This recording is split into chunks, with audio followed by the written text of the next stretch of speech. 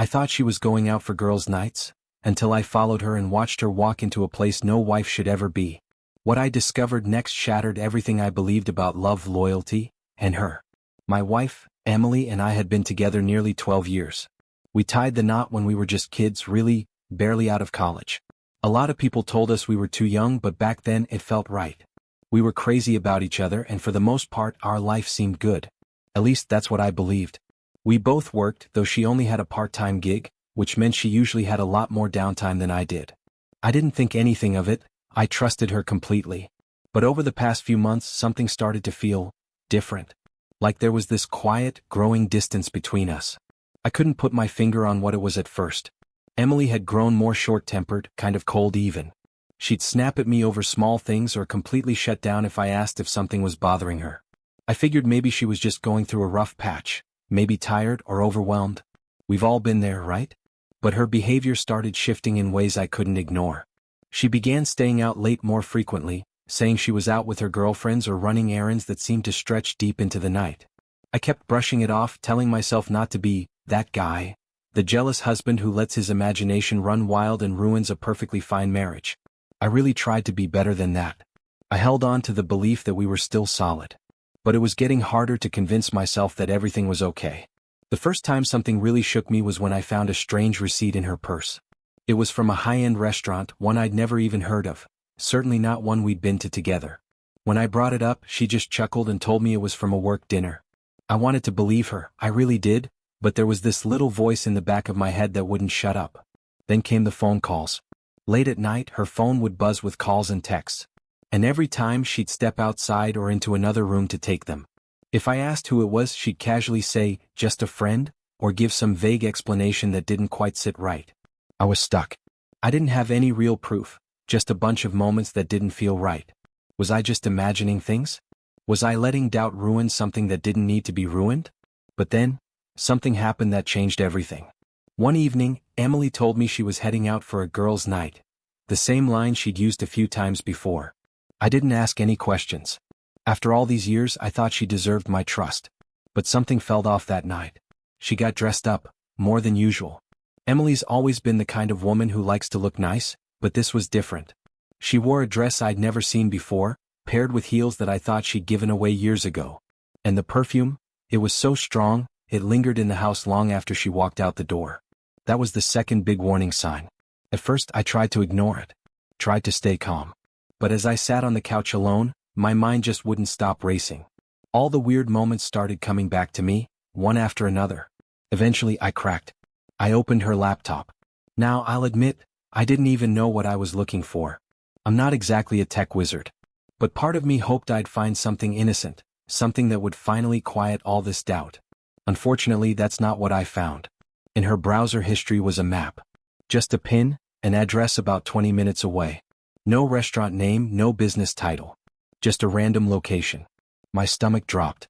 At that point, I knew I had two choices: pretend I hadn't seen anything and go on like nothing was wrong, or drive out there and see it for myself. So I grabbed my keys and left. I barely remember the drive. My hands were clammy and my heart was racing the whole time.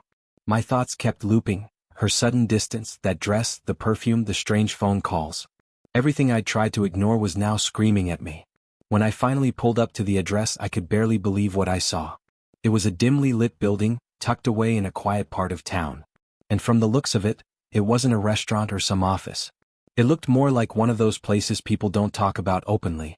I sat in my car watching men come and go. None of them looked like they were there for dinner or drinks. It felt seedy. And then, I saw her.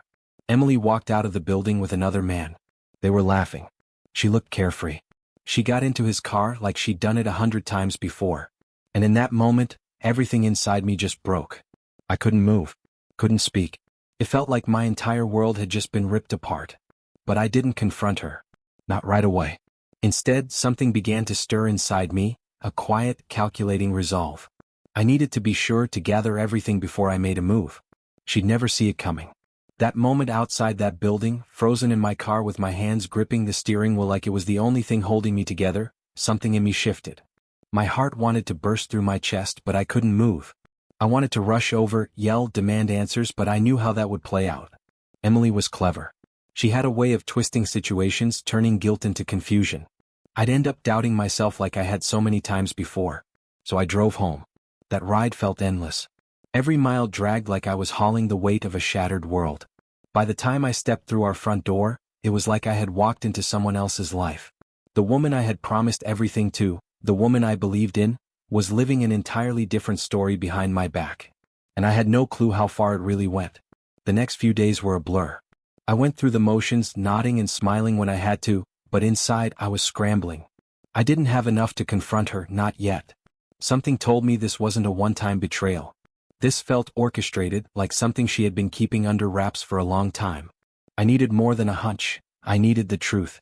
So I crossed a line I never thought I would. I started snooping. When she was in the shower, I'd quietly check her phone. When she left her laptop open, I'd scan through her emails. At first there was nothing. For a moment, I almost convinced myself I'd misunderstood that night. Maybe I'd jumped to conclusions? But that hope was short-lived. One evening, she left her phone on the kitchen counter to take a call in the other room. That's when I noticed an app one didn't recognize. It looked ordinary, something like a messaging app, but I knew it wasn't one we used. Curiosity took over. I opened it, and my world split open. Messages. Dozens of them. From different men. They weren't just chatting or being flirty. These were graphic, unfiltered conversations. Plans, meetups, payments. It wasn't just an affair. She was working. Selling herself.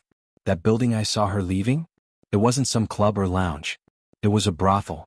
I just stood there, reading message after message, my stomach twisted in ways I can't even describe. My heart was pounding so violently it made my ears ring. I couldn't believe what I was seeing, but it was all right there. The double life I'd sensed was real. And it was far worse than I could have imagined. But even then, I didn't blow up. I didn't yell. I didn't scream. I stayed silent. Because I knew if I confronted her then, she'd just lie again. She'd cry, twist the story, maybe even make me feel like I was the one ruining everything. No, I needed something bigger. Something undeniable. And that's when the idea came to me. She had lied to me. Betrayed me. Degraded everything we had.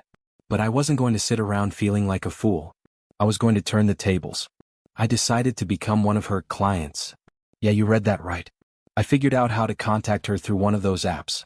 Used a different name, a different number. And I set up a meeting. With my own wife. She had no clue. No idea it was me. The days leading up to it felt like walking on a wire. I kept pretending to be the same loving husband she thought she was fooling. I'd kiss her goodbye before she went off on her nights out, and smile when she came home, pretending not to notice the late hours or the heavy perfume. Meanwhile, I was tracking her every move. I used GPS tricks and app data to follow where she went. Every night she went to that building, I logged it. Every time she texted a client, I took screenshots. What I saw disgusted me. But it also gave me clarity. This wasn't some mistake. This was her life. And she had chosen it behind my back. I remember sitting there, staring at my phone, rereading her messages, laughing, negotiating, arranging meetups like it was nothing. It should have made me angrier. But instead I felt oddly calm. Because I knew how this would end now. On my terms. She thought I was clueless. That I was still under her spell. But she had no idea I was already steps ahead. And the day she walked into that room expecting to see a stranger, she was going to find me. Her husband. And she'd never forget it. I knew from the start that just confronting her head-on wouldn't get me anywhere. Emily was a master of manipulation. Smooth, quick-witted, and always ready with a convincing story. I'd seen it before, even during minor disagreements. She could flip a situation on its head in seconds and somehow make me feel like I was the one in the wrong. No, if I wanted her to feel the weight of what she'd done, I needed to go bigger. I had to hit her in a way she wouldn't see coming. That's when the idea came to me, an idea so wild, it almost scared me how easily I accepted it. I would become one of her clients. It felt surreal at first, even twisted. But the more I sat with the thought, the more it made sense. If I wanted her to truly understand the depth of her betrayal, I couldn't just tell her. I had to show her. I had to look her in the eye, at the very moment she believed she was meeting a stranger, and make her face what she had become. So I put the plan into motion. I messaged her anonymously, using one of the apps she relied on for her work. I picked a neutral name, no photos, just a vague profile like the one she dealt with regularly. She didn't recognize me, of course she didn't. She probably had dozens of these interactions going on. We set a time. I booked a cheap motel on the edge of town, a place she'd never associate with me. I made sure every detail was in place. The day of the meeting, I felt like my heart was going to tear itself out of my chest. I was pacing the floor of that small, dimly lit room, my stomach in knots, my mind flipping through every possible scenario. What would she do when she saw me? Would she fall apart? Would she lie? Would she even feel anything? Then I heard the knock. I froze for a second, then walked slowly to the door. My hand shook as I reached for the handle. I opened it and there she was. Emily. Wearing makeup that was heavier than usual, dressed in something tight and unfamiliar, standing there with a fake smile that faded the second she saw me.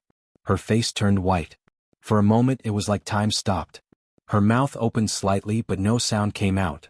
"Hey Emily," I said quietly, my voice low but steady. Surprise. She stood there, stiff, like she didn't know whether to run or collapse. I stepped aside and motioned for her to come in. "Go on. You came all this way. Let's talk." She walked in slowly, almost mechanically, her eyes darting around the room like she was trying to wake up from a nightmare. The silence between us was deafening. Seeing her like that, up close in an outfit meant for someone else with shame painted all over her face, it made my stomach churn. But I kept my emotions locked down. This wasn't the time for weakness. She didn't speak at first. Just stood there with her arms crossed tightly over her chest. Her usual swagger, that calm, calculated tone she always used to take control, it was gone.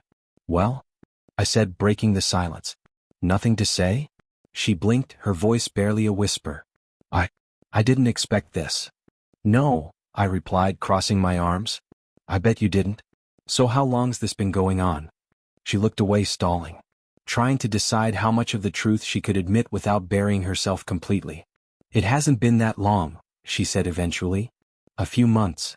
"A few months," I repeated, narrowing my eyes. "That's a lie and we both know it." She shifted uncomfortably but didn't deny it. I took a step closer. "Don't lie to me, Emily. I've seen the messages.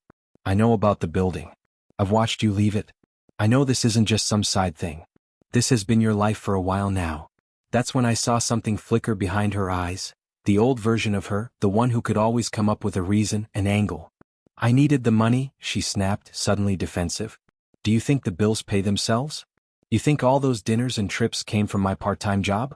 I did what I had to do. My jaw clenched. "You're seriously going to stand here and try to make this about money?" I asked, my voice rising. "I've worked nonstop for years. I've supported us through everything. And you're going to tell me I pushed you into this?" "You don't understand what it's like," she shot back, her voice turning bitter. "You don't know what it's been like for me." I stared at her, trying to keep the anger in check. "You're right," I said coldly. "I don't understand what it's like to betray someone who loved me unconditionally. I don't know what it's like to look someone in the eyes every day while living a completely different life behind their back. You're right. I don't know what that's like. But you do." She had no words. She just stood there, defeated, exposed. And for the first time, I didn't feel like the one who'd been broken. I felt like the one who'd finally opened his eyes. "And whose fault is that?" I snapped back at her, my voice sharper than I meant it to be. "You never gave me the chance to help. You never came to me. Instead, you just went behind my back and created this whole secret life. You looked me in the eye night after night and lied." Emily crossed her arms tightly, her jaw clenched. "You were never around," she shot back, anger flickering through her voice. "You were always at work or wrapped up in your own world. I had to take care of things on my own." That one cut deep. I had been working like crazy to give us a future. Every long hour, every late night, it was all for us. But in her eyes it was just an excuse. "Then why didn't you just leave?" I asked, quieter now. Not yelling. Just broken. "If you were that unhappy, if I wasn't enough, why not just walk away? Why do this?" She shook her head slowly, and for the first time, I saw her eyes start to glisten. "I didn't want to leave you," she said, her voice trembling. "I got in over my head. And once I started, I didn't know how to stop." I stared at her, trying to reconcile this woman in front of me with the one I married. But the truth hit me like a brick. Emily, the person I thought I knew, didn't exist anymore. Somewhere along the way she vanished. And this version of her? She was a stranger. I wanted to yell, to punch the wall, to throw every ounce of hurt right back at her. But instead I just stood there in silence. I wasn't going to give her another tear, another piece of myself. "You're right about one thing," I finally said, my voice steady again. "It's too late." She blinked, confused. "Too late for what?" I took a breath, pushing down everything I was feeling. "For us. For this marriage. I'm done, Emily. I'll be filing for divorce. You can keep living whatever kind of life this is, but you won't be doing it as my wife. She didn't argue. She didn't cry. She just nodded, slowly, like she already knew this moment was coming. I'm sorry, she whispered, but the words felt hollow, like an afterthought. I turned toward the door. You should go, I said without even looking back. I'll send the papers. And with that I walked out. Walking away should have felt like freedom. Like I'd finally cut loose the weight that had been dragging me down for months. But instead I just felt empty. Numb. This wasn't the ending I had pictured when we said our vows. But at least now I knew the truth. And I could finally start thinking about life beyond her. Except it wasn't over. Not really. For a while it was eerily quiet. Emily didn't reach out, didn't try to explain or beg me to reconsider. No calls, no texts, just silence. It should have been a relief, but something about it felt wrong. Emily had never been one to just walk away without putting up a fight. About a week later, I was at work when my phone rang. Unknown number. I almost let it go to voicemail, but something told me to answer. Hello? I said cautiously. James? A soft voice replied. It was shaky, unfamiliar. Yeah, who's this? It's Lily, Emily's sister. I'm sorry to call you like this, but something's happened. I thought you should know. My chest tightened immediately. What is it? What's going on? Lily hesitated for a second. When she spoke again, her voice cracked. Emily's sick. She's in the hospital. She tested positive for an STD, a serious one. My mind went blank. I couldn't breathe. I couldn't think. I just stood there, gripping the phone like it was the only thing holding me up. How bad is it? I stammered, barely able to form a sentence. I don't know all the details, she said, almost apologetically. She didn't tell me until recently. But it's not good, James. She's scared. She didn't want to call you herself. An STD. My wife, who had been sneaking around with God knows how many men. The betrayal I'd felt before was nothing compared to this. This wasn't just emotional anymore. This was physical. Medical. She had put me at risk. Without even warning me. Am I at risk? I asked, my voice barely a whisper. Do I need to be tested? Lily hesitated again. I honestly don't know. But I thought you deserved to hear it from someone before it got worse. After I hung up, I just sat there at my desk, staring at nothing. My hands were shaking. My pulse was in my ears. Everything we'd been through, the lies, the deceit, it had all led to this. I couldn't ignore it anymore. I had to know the truth once and for all. So I got in my car and drove to the hospital. When I arrived, Lily was waiting for me just inside the lobby.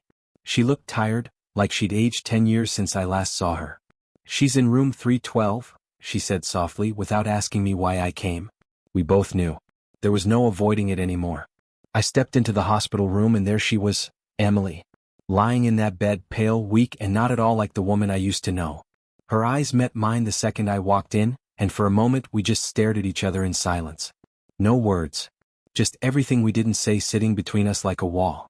I was the one who broke it first. My voice came out hoarse, clipped. How long?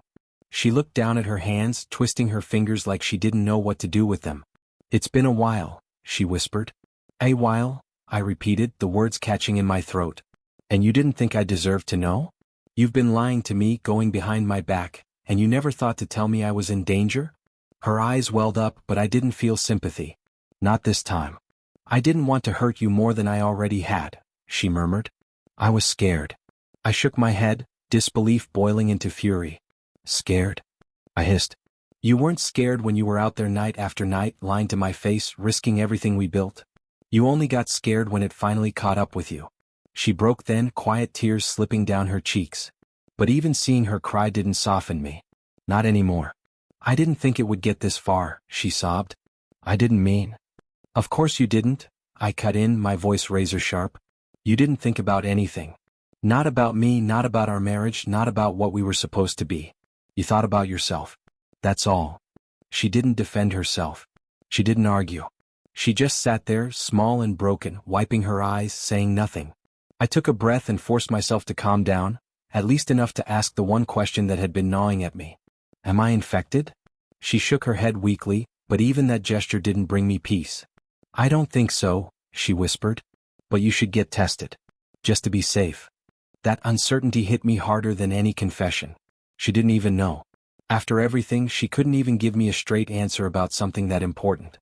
I will, I said quietly, my voice like ice. And if I test positive, Emily, there won't be any sympathy left. Not an ounce. She looked away, silent, the weight of her actions finally catching up to her. But I wasn't done. I'm filing for divorce, I added, stepping toward the door. Whatever comes next, you're on your own. And I walked out. But even after I left her in that room, the fear didn't leave me. I kept thinking about what she might have left behind. Something invisible, permanent.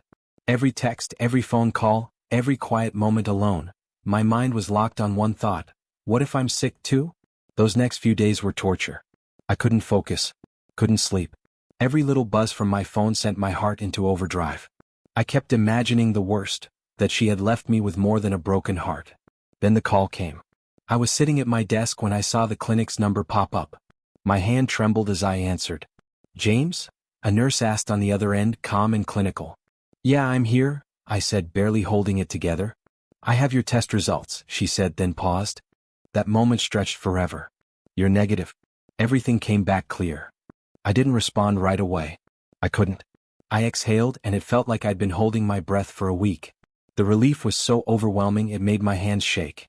Thank you, I managed to say, my voice breaking. After I hung up, I just sat there in silence. I should have felt nothing but gratitude. I wasn't infected. I didn't have to carry her betrayal any further than I already had. But something else hit me harder than any relief: anger. She didn't just betray me emotionally. She gambled with my health, my future, and never thought to warn me. She would have let me walk around in the dark, carrying that risk, all while she kept her secrets hidden behind fake smiles and late-night errands. And that's when I knew I needed one more conversation. Not to fix things. That was long gone. I needed closure. I needed her to see face to face just how far she had dragged me down. I wasn't going back for answers. I was going back to make sure she remembered every piece of what she threw away. I pulled into the hospital parking lot, the same one I never thought I'd see again. Emily had mentioned that Sarah was still being treated, recovering. I hadn't planned on going back. I thought I was done. But something inside me needed one final moment, one last conversation to close the door for good. The hallway felt longer than I remembered, each step echoing like it carried the weight of everything I'd been through. When I reached her room, I hesitated for a second before pushing the door open. She was sitting up in bed, looking better than before, physically anyway. Her face still carried the heaviness of everything she'd done. When she saw me, her eyes widened. James? She said softly, like she wasn't sure if I was real. I didn't move toward her. I stood at the foot of the bed, arms crossed. I got my test results, I said flatly. She stiffened. And? I'm clean, I told her. I'm not infected. She let out a breath like she'd been holding it forever. I'm glad, she whispered. But I wasn't interested in her relief. How long were you planning to keep this from me? I asked, my voice low but sharp. How long was I supposed to live in the dark while you were out risking everything? My trust, my safety, my life. Sarah looked down at her lap, her hands fidgeting. I didn't know how to tell you, she murmured. I was afraid you'd hate me. I gave a bitter laugh. Hate you? This isn't about hate, Sarah. It's about betrayal. You didn't just make a mistake. You built a whole life around lying to me. You gambled with our marriage like it didn't mean anything. Her eyes welled with tears again, but I was done feeling sorry. I made terrible choices, she said, her voice cracking. I didn't mean to hurt you, but I couldn't stop. I got stuck. No, I said firmly. You weren't stuck. You weren't trapped. You had choices and you made them. Every single one. You chose to lie. You chose to cheat. You chose to put me in danger. That's not being trapped, Sarah. That's being selfish. She wiped at her tears with the back of her hand, still avoiding my eyes. I didn't want to lose you, she whispered. You already did, I said, my voice calm but final. The day you started lying, you lost me. The room fell into a heavy silence. She didn't argue.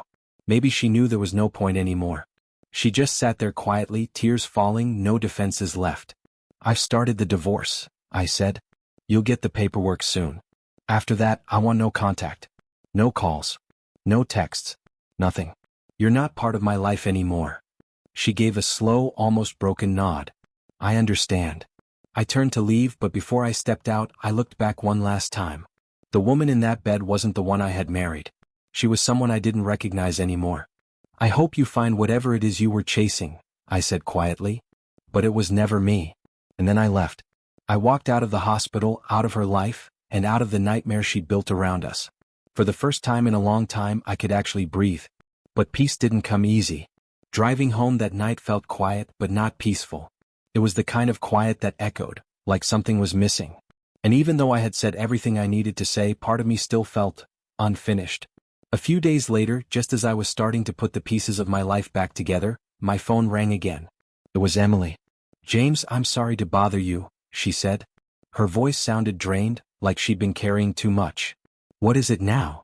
I asked, already bracing for more fallout. "She's been discharged from the hospital," Emily told me. "But she's not doing well. Mentally. She's spiraling. She won't talk to anyone. She's scared." I didn't say anything. I'd shut that door. I wasn't about to open it again.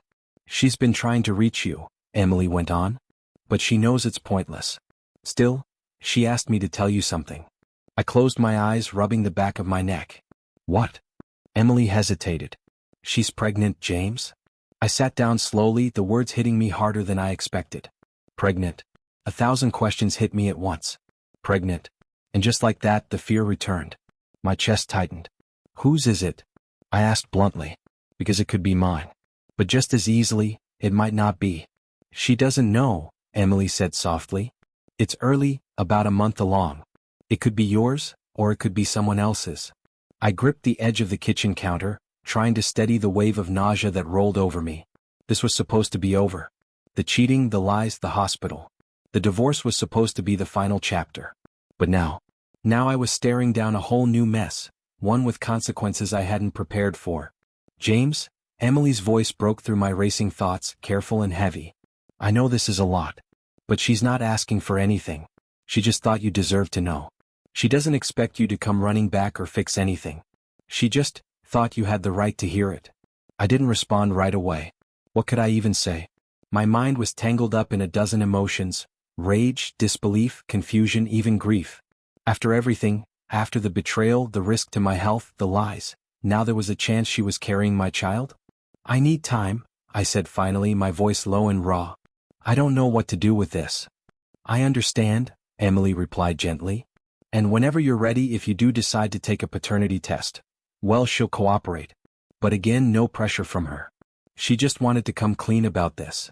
After I hung up, I didn't move for a long time. I just stood there, staring into space, trying to wrap my head around everything.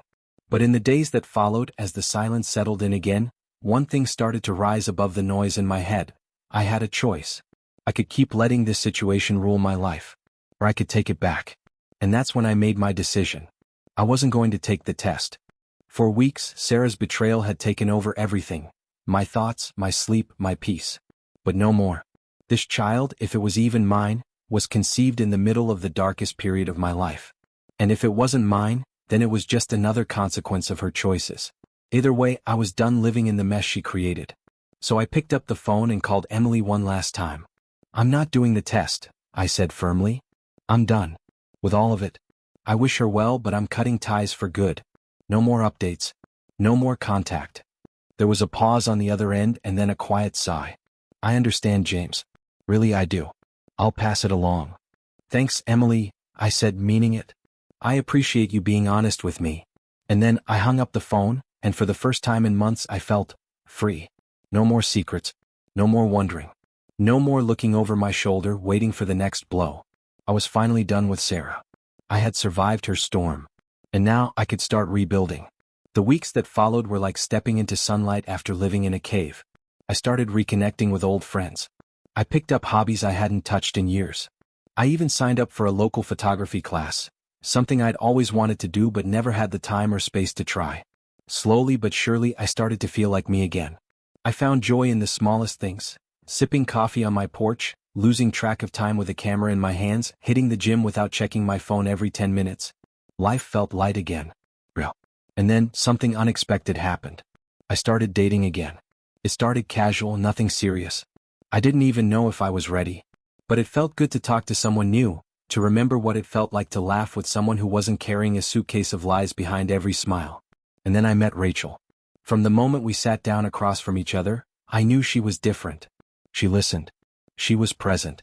She didn't pretend or posture, she was just herself. Kind. Honest. Steady.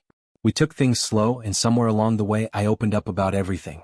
I told her about Sarah, about the betrayal, the hospital, even the pregnancy scare. I laid it all out, expecting her to recoil. But she didn't. She listened. She stayed. And somehow that made all the difference. For the first time in what felt like forever, I found myself in a relationship that didn't feel like work. It didn't feel like I was walking on eggshells or trying to prove my worth. With Rachel, it just worked. We laughed. We talked. We grew together. Life isn't perfect now. It never will be. But it's mine again. And that's what matters. Sarah will always be part of my past. But I'm no longer letting her shape my future. That chapter is closed. And I've never felt more ready to turn the page. As for Emily, I never heard from her again. No calls. No letters. No updates. Whether she ended up having the baby, whether it was mine, I never found out. And to be honest, I didn't need to. That door had been shut for good, and I never looked back. That part of my life, the heartbreak, the betrayal, the endless second-guessing, was like an old chapter in a book I'd already finished. One I had no interest in rereading. I had already done my time in the darkness. I had faced every hard truth, felt every ounce of pain, gone through every stage of grief, from shock to rage to numbness. And when it was finally all behind me, I made a choice that changed everything. I let go. Letting go doesn't mean forgetting. It doesn't mean pretending it didn't happen. It means choosing yourself. Choosing peace. And that's what I did. I walked away from the wreckage and built something better for myself. And now I'm living a life that actually feels like mine again. A life with space to breathe, to laugh, to grow. I won't lie, it took time. It took a lot of soul-searching and lonely nights. But eventually I found my rhythm again. I found clarity. I found me. I learned something important through all of this. Sometimes the only way to truly move forward is to stop looking back. To stop clinging to what's broken just because it used to mean something. And yes, it's messy. It's painful. But it's worth it. Because healing doesn't come from holding on. It comes from letting go. So here I am, starting over one day at a time. And for the first time in a long time, I'm actually happy. Genuinely happy. Not just surviving but living. If there's one thing I'd tell anyone going through something like this, it's this. You don't have to let someone else's choices define your future. No matter how badly they hurt you. You can always choose to rewrite your story. And that's exactly what I did.